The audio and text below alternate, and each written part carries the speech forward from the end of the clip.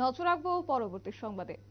আগামীকাল দেশের লোকসভা নির্বাচন, অষ্টাদশ লোকসভা নির্বাচন, এবং তাকে কেন্দ্র করে ইতিমধ্যে চূড়ান্ত প্রস্তুতি চলছে এবং পাশাপাশি ভোটাররা যেন একেবারে ভয় ভীতিকে এড়িয়ে তারা যেন ভোট গ্রহণ পর্বে অংশ নেন, উৎসবে যেন অংশ নেন, তাকে কেন্দ্র করে যেখানে একদিকে নির্বাচন কমিশনার শান্তির বার্তা ছড়িয়ে দিচ্ছেন ভোটারদের উদ্দেশ্যে, এবং অন্যদিকে এবার শেষ প্রস্তুতি যেহেতু চলছে এবং শান্তির বাজারেও আজ লক্ষ্য করা গেছে মহকুমা শাসক কার্যালয় থেকে যে ইভিএম মেশিনগুলি রয়েছে, পাশাপাশি যে ভোটে ব্যবহৃত সমগ্র সামগ্রী, প্রত্যেকটি জিনিস কিন্তু আজ যাবতীয় জিনিসপত্র নিয়ে ভোট কর্মীরা রওনা হয়েছেন, নিজ নিজ ভোট কেন্দ্রের উদ্দেশ্যে রওনা হয়েছেন। একই পাশে বলা যায় নিরাপত্তা বলের মধ্য দিয়ে তারা এই ইভিএম মেশিনগুলি নিজ নিজ ভোট কেন্দ্রে নিয়ে যাওয়া হচ্ছে। তবে গোটা বিষয়কে কেন্দ্র করে তাদের কি বক্তব্য রয়েছে, শুনবো বিস্তারিত।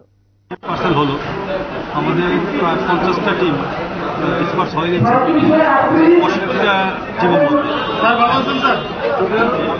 আমাদের এখানে যে প্রত্যেকটা টিম যেখানে গেছে পুলিং বুথে যতটুকু করার আছে, যতটুকু আমাদের করার ছিল পুলিং বুথে আমরা করে দিয়েছি।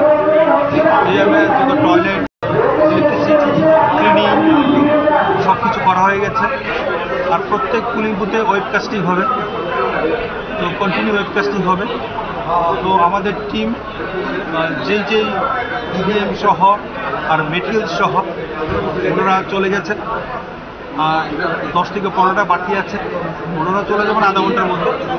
তো এইভাবে আমাদের যেই সিকিউরিটি মেজার বা ওনাদের খাওয়া দাওয়া, ভোট দিন কী কী কাজ করবেন সবগুলো আমরা পুঙ্খানুপুঙ্খভাবে বুঝিয়ে দিয়েছি ওনাদের।